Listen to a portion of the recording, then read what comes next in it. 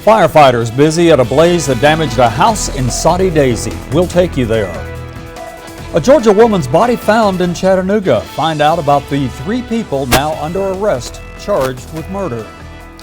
An update to a story about a local veteran having landlord-tenant problems. Local 3 News at noon, right now. This is Local 3 News at noon. Good afternoon. We are glad you're watching Local 3 News at noon. I'm Calvin Sneed in for Latrice Curry. At the top of the news this Monday, a house fire in Soddy Daisy. The Red Cross now helping the family. That fire at a home in the High Ridge subdivision. Chief Marcus Fritz of the Dallas Bay Volunteer Fire Department told us the fire started on the outside of the house and quickly spread to the backyard. The dry terrain helped it spread fast. Significant damage to the home. No one there at the time and no injuries to the firefighters. The cause of that fire, unknown right now. 3 people accused of killing a missing woman from Alpharetta, Georgia. Her remains found near the Volkswagen plant in Chattanooga. A spokesperson at the Cobb County Police Department says Alan Kerr, Sean DeShonzer, and Jermaine Craig, all charged with concealing a death. Murray Ange Martinez disappeared in August a year ago.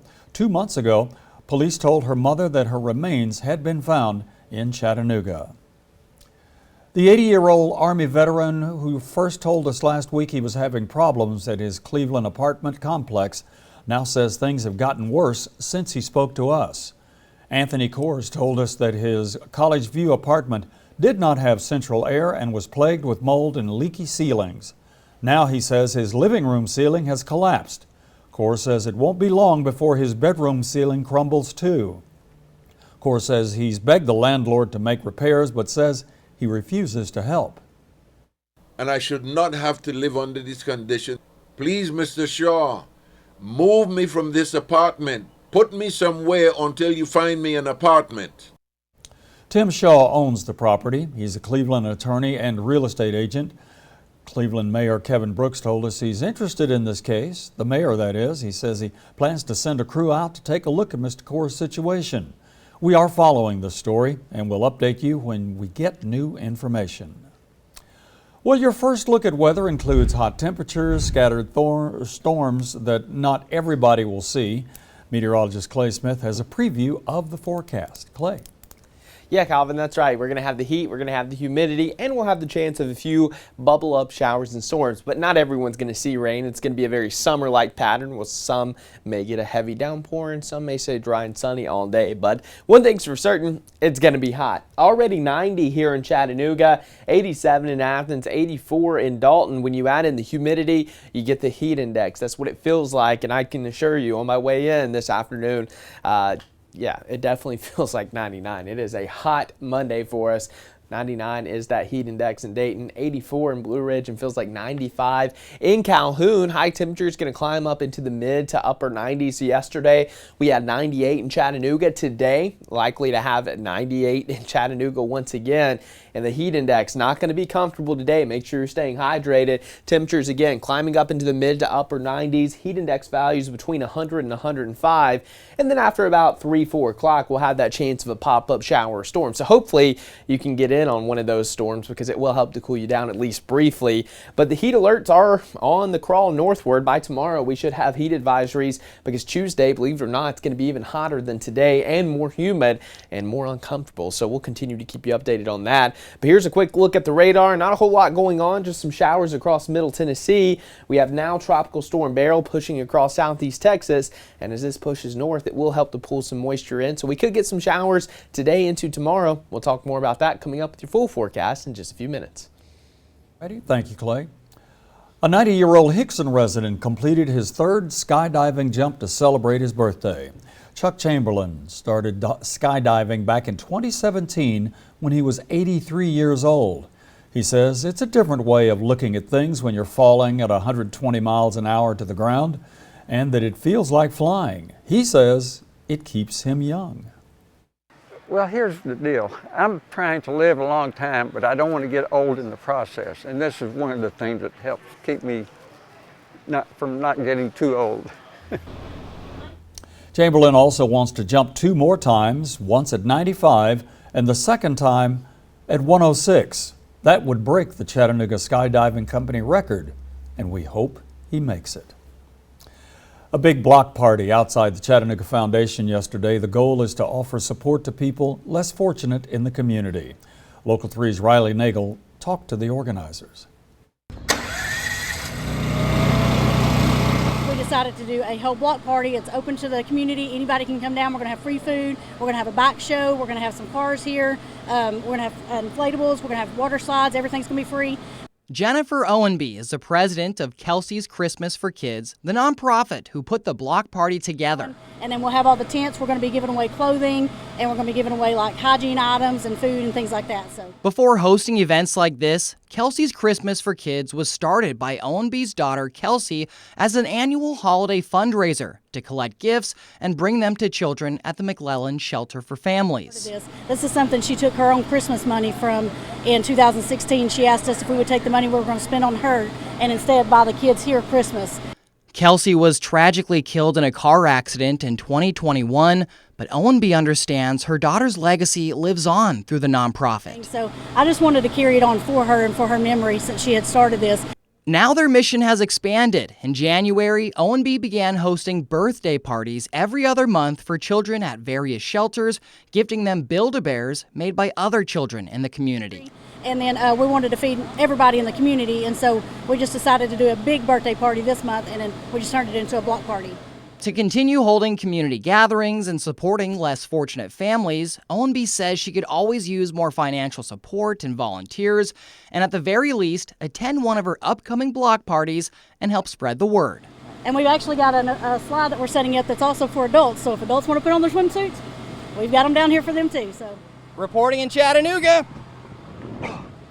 I'm Riley Nagel, Local 3 News. And you can check out this story over on our website to find out how you can support Kelsey's Christmas for Kids. Well, coming up on Local 3 News at noon, what if you go looking for that picture of Grandma Lucille down at the farmhouse and it's not in your iPhone? If you take a lot of photos with your phone, and really, who doesn't, you probably need to get a handle on your photo library. But you gotta be careful. I'm Jamie Tucker coming up with a few things you need to know before you start deleting stuff.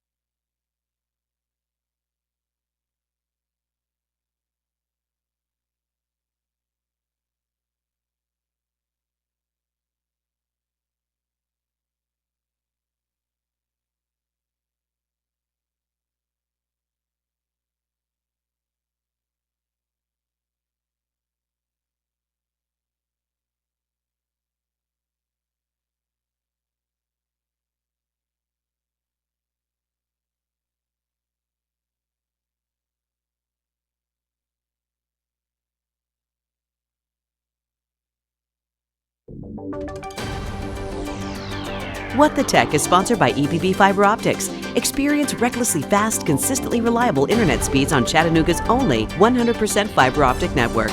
Learn more at epb.com. Welcome back. Well, the days of the Kodak Instamatic, the Polaroid land camera, and the hand cam now gone. Everybody seems to use these things now, and because we take so many pictures, one day you might get a message on here telling you that you've run out of storage. Jamie Tucker gets us through that dilemma.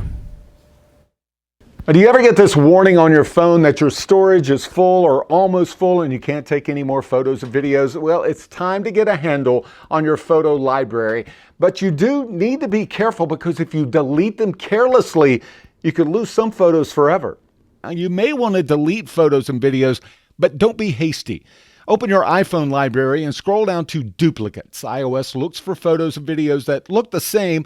Then you tap Merge, which will pick the best of the two or three and delete the others. On iPhones, photos are stored in the iCloud for safekeeping, but if you're not careful, deleting them from your phone will also delete them from the cloud and every device you have, and you'll lose them forever. So before you delete photos and videos from an iPhone, turn off iCloud. Pop-up warning seems ominous, but it only means the photos are deleted from that device. They're safe in the cloud and you can download them at any time. Now, once you're finished, turn iCloud Backup back on to save future photos. On an Android device, just make sure the backup is turned on. All the photos get uploaded to Google Photos so you can safely delete them from the phone.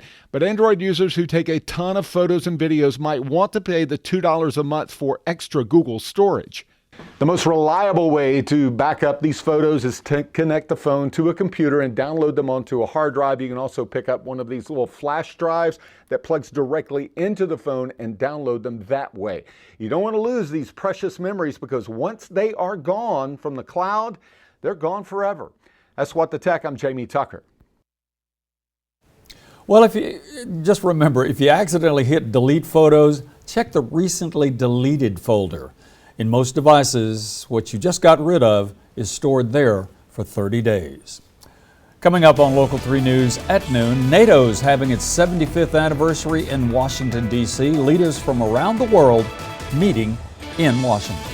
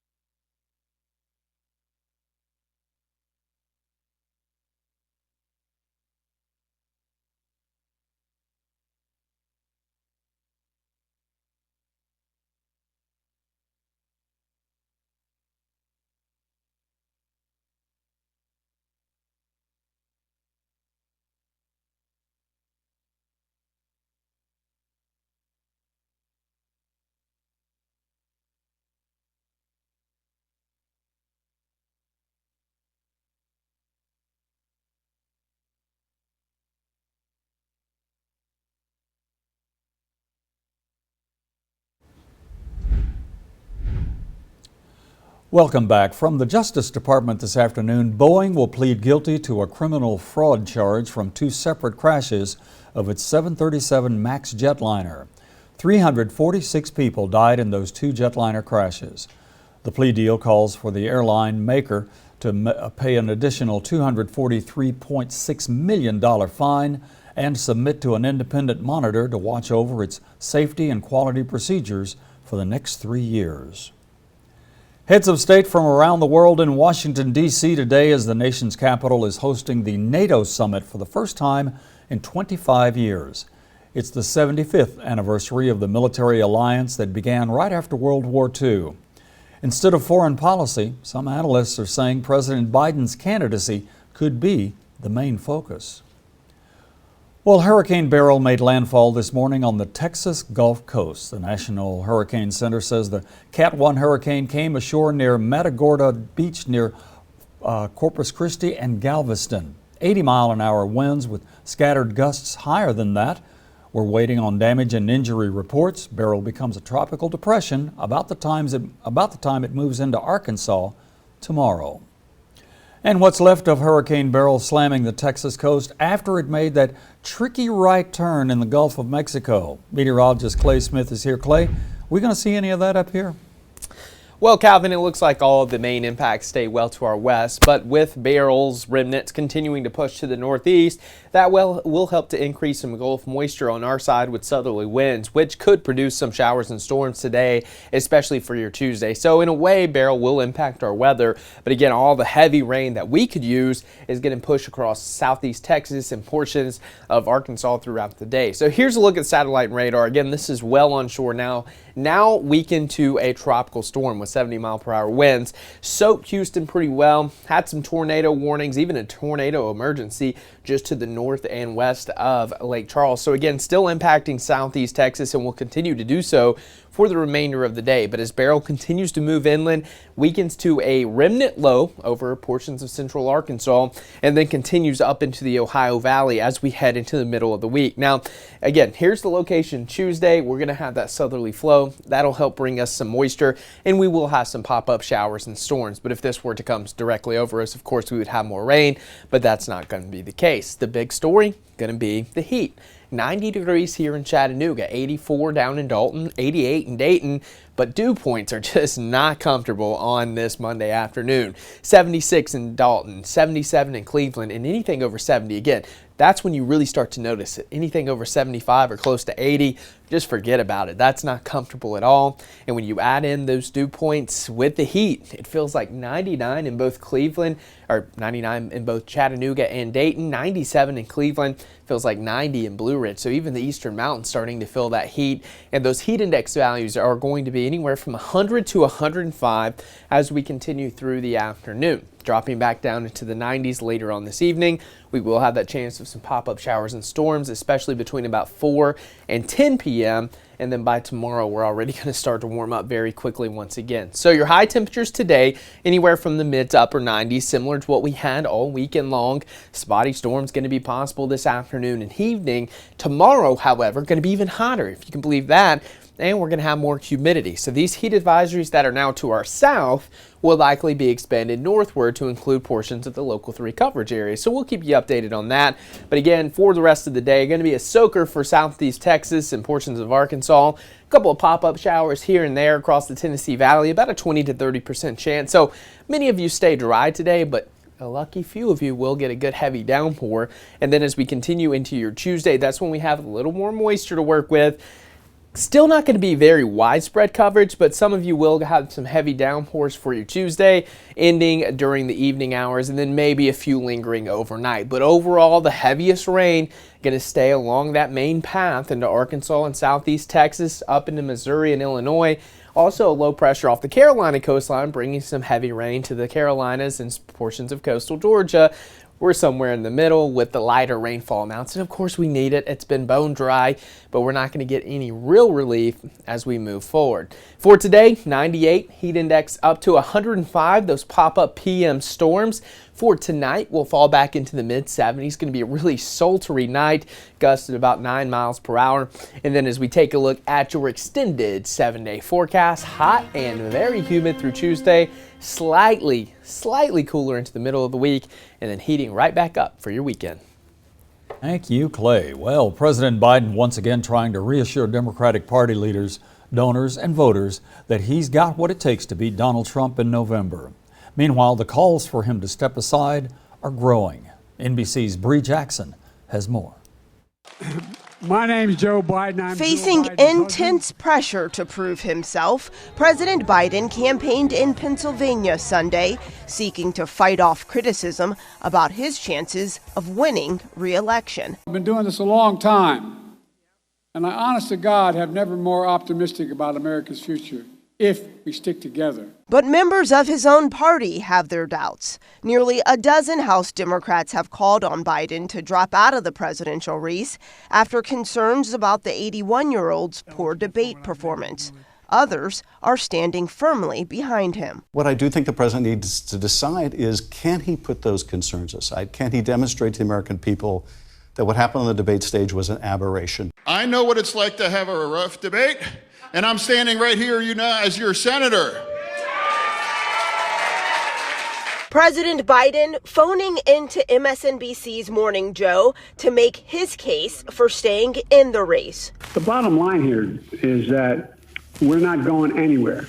I am not going anywhere. I wouldn't be running if I didn't absolutely believe that I am the best candidate to beat Donald Trump in 2024. The Biden campaign is still working to convince the public that he's capable of leading the country for 4 more years. I think he's done a great job. However, I think that now's the time for Joe Biden to be the statesman, step down. I find it fascinating that nobody's asking for his opponent, who's almost as old as he is, mentally fairly confused, not to step down or step aside. President Biden insists he's staying in the fight. In Washington, Bree Jackson, NBC News. And we'll have more on this story coming up on NBC Nightly News. And coming up on Local 3 News at noon, age cannot stop you from doing something you love doing. One woman celebrating her 106th birthday proves that. Begin a career with the Local 3 team as a full-time master control operator. Your critical role ensures people see the quality programming they expect from Local 3. To apply, email bmaletich@local3news.com.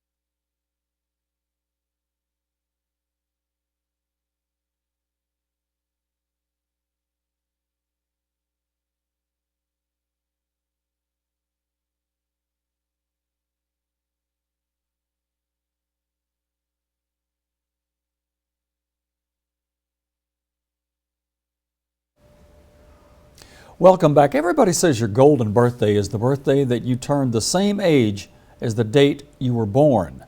One woman in Bismarck, North Dakota celebrates her second golden birthday because she turned 106 on July 6th.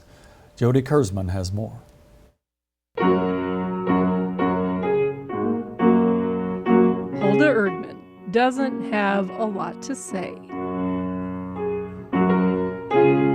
she'd rather let her music speak for her. I love music. Music has always been a big part of Hulda's life.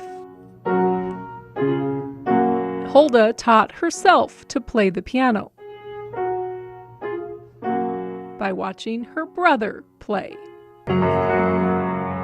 Hulda doesn't read music. That's all in my head. And although she doesn't play as much as she used to, But my arms don't want to do it. They said enough is enough, Grandma. this is still her happy place. Here, she says, it's easy to lose track of time. That's been the story of Hulda's entire life. She still can't believe she's turning 106. I don't know where the 106 years went. Hulda's not so sure what the secret to such a long life is. Well, my dear, there is no secret. My Lord has just made me that old. But she says music might play a role. Singing in the choir every Sunday and all that kind of stuff.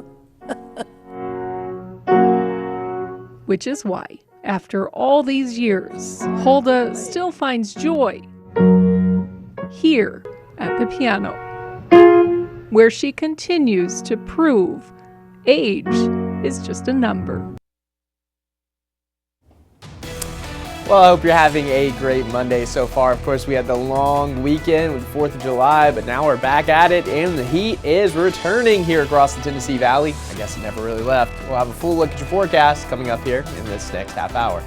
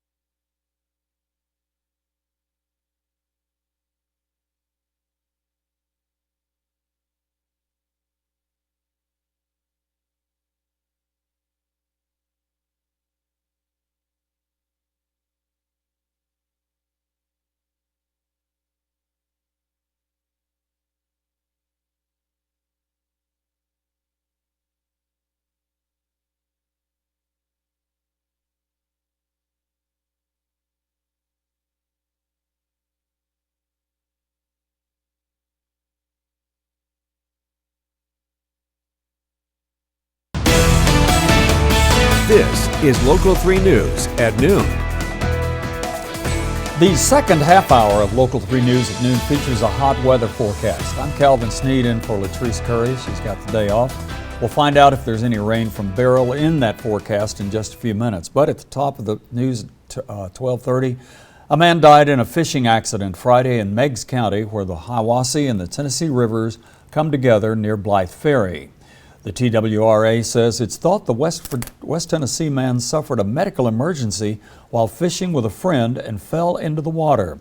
His friend jumped in to pull the man back in the boat. He then called 911. We're told the unidentified man died at the scene. A Maryville man dead after a fireworks accident in Greenback, Tennessee. Blount County Sheriff's deputies say a witness told them they were shooting fireworks with Matthew Sellers and another person. The fireworks in their hands exploded and went into Sellers' chest, leaving a large chest wound. A deputy performed CPR, but Sellers was pronounced dead at the scene. A teenager arrested after the remains of a missing teenager were found in Hendersonville, Tennessee last Wednesday near Nashville. Police say the remains of 17-year-old Trinity Bostic were found on a road by a TDOT subcontract worker picking up trash. Bostic reported missing in Macon County, Tennessee back on June 29th. Police say the 17-year-old suspect now charged with first-degree murder, the cause of death pending an autopsy. A new train alert system installed in Chattanooga at the end of May. It lets drivers know ahead of time when a train is at a crossing. Right now, only 2 crossings are in the system. Local 3's Grayson Gordon tells us how they're working, if they're working, and where the information goes. These signs have been in place for about a month now, and one of the things the city has had issues with is making sure that these times are as accurate as they can be, and they said that they have improved the system in order to make it as accurate as possible. The greatest glitch happened at the Hickory Valley Road crossing. A train was stopped, but the sign was still giving an estimated crossing time. We made an adjustment in that, fixed that problem, hasn't happened again, don't expect it to happen again. Chattanooga's interim chief information officer, Gerald Neld, says most times are within a minute of their estimate. It's been highly accurate. We'd like to continue to make that as closer to reality as we can, but 60 seconds I think is pretty good for what we have.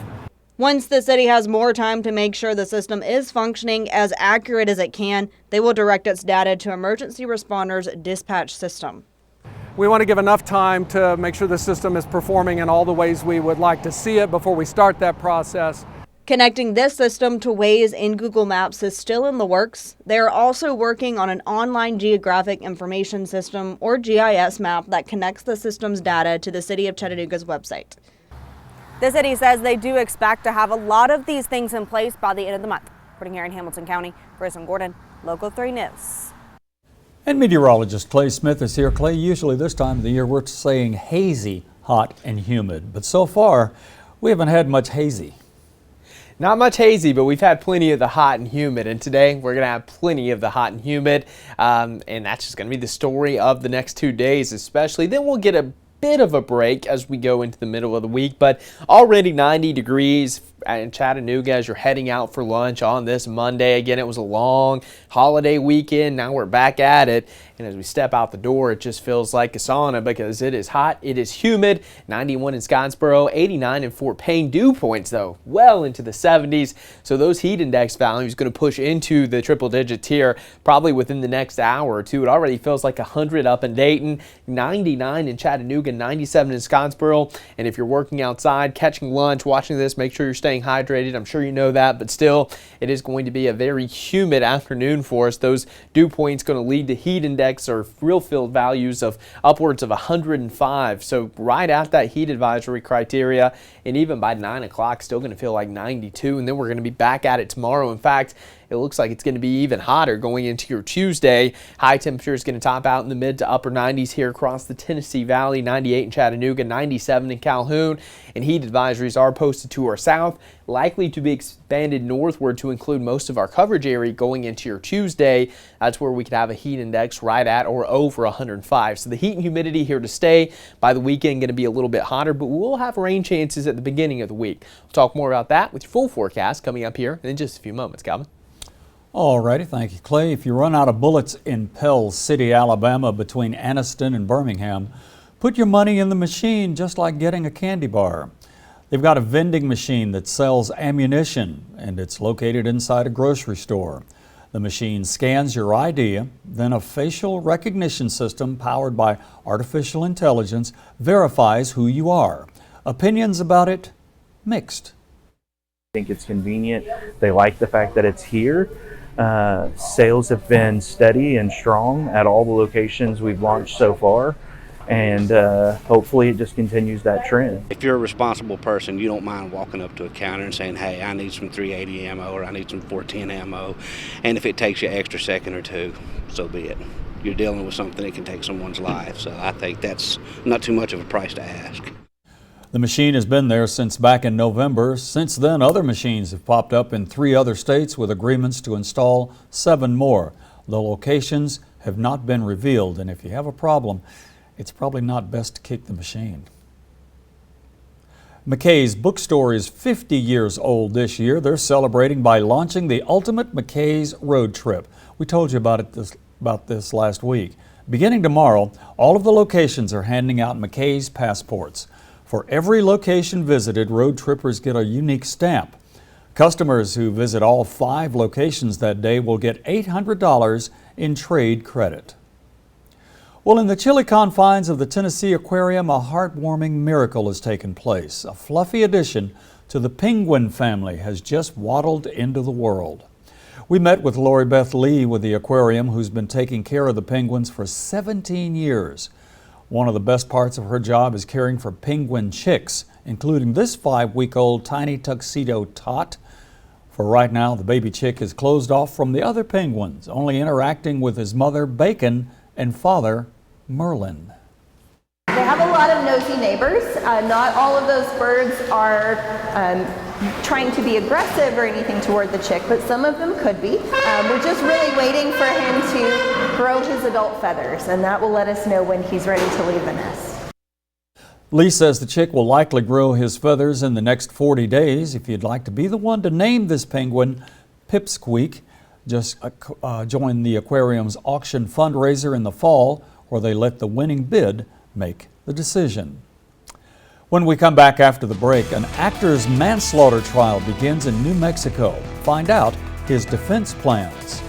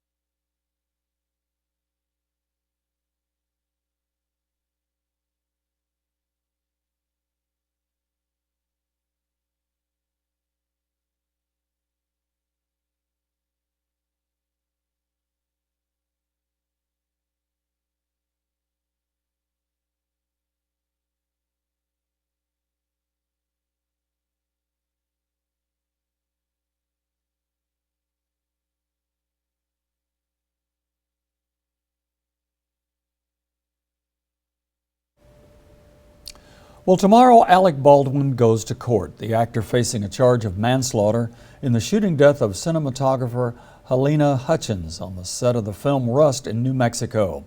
The trial begins with Baldwin's defense team saying prosecutors mishandled evidence procedures because the gun in question was destroyed by FBI forensics testing. They say the lack of evidence plays a factor in their trial preparations. We'll call it a sign of the times. No more checks at one of the biggest retailers in the country. Target says its new policy goes into effect a week from today. The company says hardly anybody pays by check these days, and their decision is not too surprising. The Federal Reserve has noticed a steady decline in the number of personal checks written to anybody during the past few years. When we come back, we'll take you where injured birds of prey go to get back into the swing of things.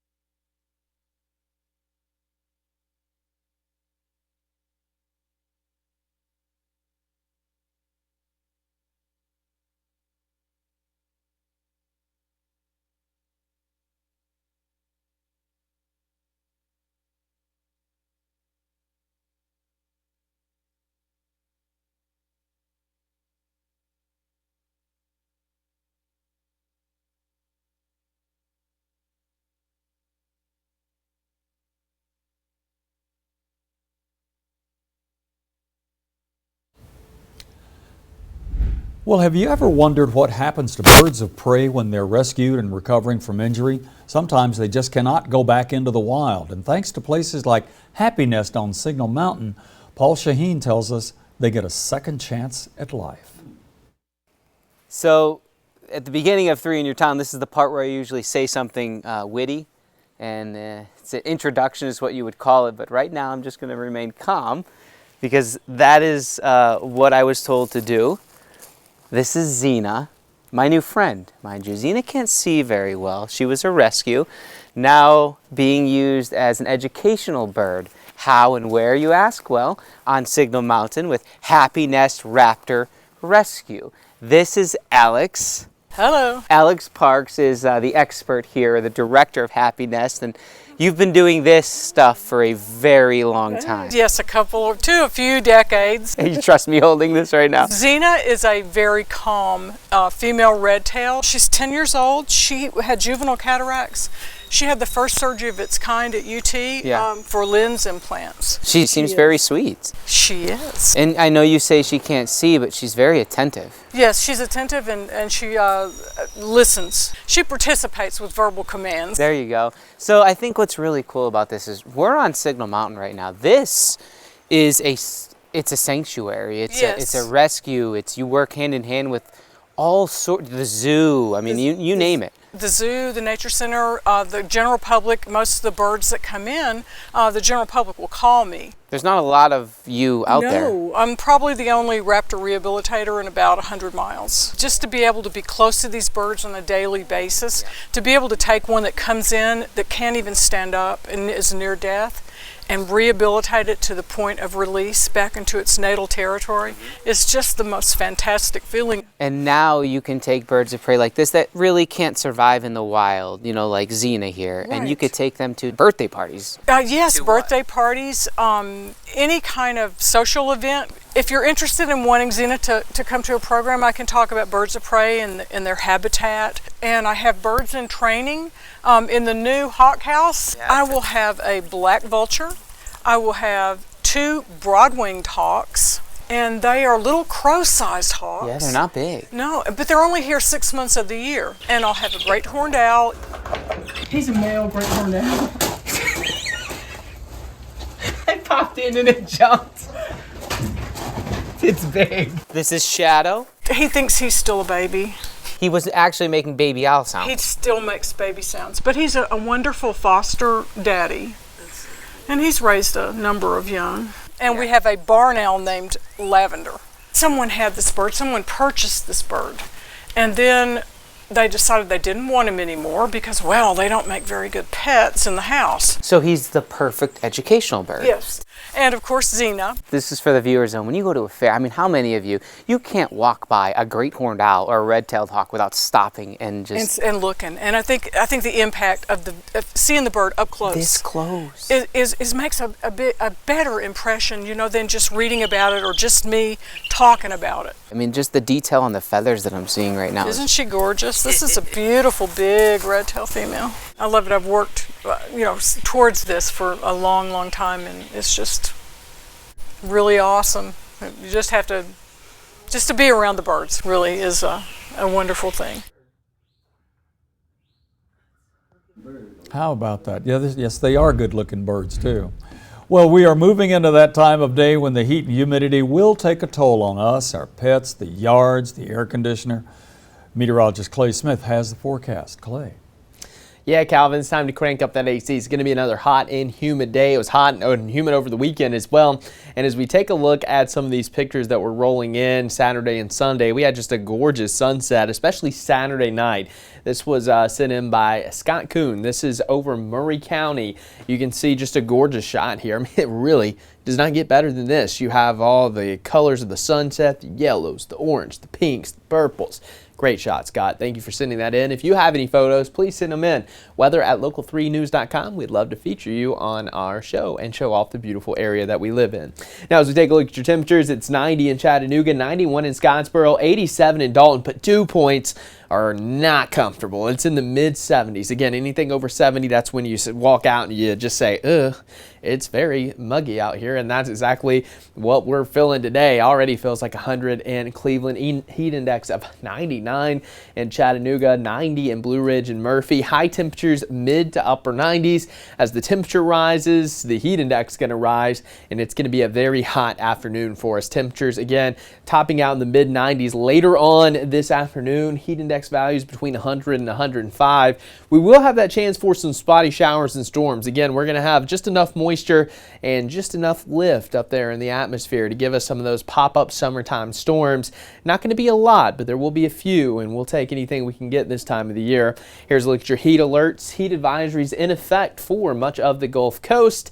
And here's a look at satellite and radar. For now, things are quiet. Could be some pop-up showers coming later. Of course, earlier the story was Beryl making landfall as a Category 1 hurricane in Texas. Now continuing to bring heavy rain and the potential for spin-up tornadoes to places like Houston, Lake Charles, up into Shreveport. So this is going to continue jogging off to the north and east. Not going to have direct impacts on our weather, but as this pushes off to our west, we're going to have a good moisture pool from the Gulf of Mexico, giving us that chance of some showers and storms the next 2 days. So we're not going to get that good rain from Beryl, but again, we'll have about a 30 to 40% chance of rain through Tuesday, especially during the afternoon hours. So as we take a look at your futurecast, just a couple pop-up storms today as Beryl continues to push across portions of Arkansas. And then going into your Tuesday, we'll have a little more moisture to work with, and some of these showers and storms will fire off. Not expecting anything severe, but notice how widely scattered. So some of you will get a very heavy downpour tomorrow. Some of you may stay dry. And again, we're still dealing with this moderate drought, so any rain that we could potentially pick up tomorrow would be very beneficial. Tuesday night, most of the rain chances fizzle out, and then by Wednesday, we're looking mainly dry. But still, over the next 7 days, the heavy rain is going to stay confined to the Carolina coastline, down into the Florida Peninsula, and along Beryl's track up into portions of Arkansas and Missouri. We'll have some rain here, but just not enough to really do any damage to that drought that we're dealing with. So it looks like we're going to stay overall mainly dry over the next 7 days. But at least today we have that chance of a pop-up storm. It is going to be hot and humid, 98 with heat index values up to 105. Tonight, mild, muggy, 76. Spotty storms can't be ruled out before midnight. And then taking a look at your storm alert 7-day forecast, hot and humid through Tuesday. A slight drop off in the humidity midweek, and then more heat for your weekend, Calvin. All righty, thank you, Clay. NASCAR unveiling an electric race car prototype. Back on Saturday, race fans in Chicago got a look at the all-electric car. The racing crossover has 3 electric motors, 1 driving the front wheels and 2 driving the back wheels. It produces up to 1,300 horsepower, almost double the horsepower of today's gasoline-powered NASCARs.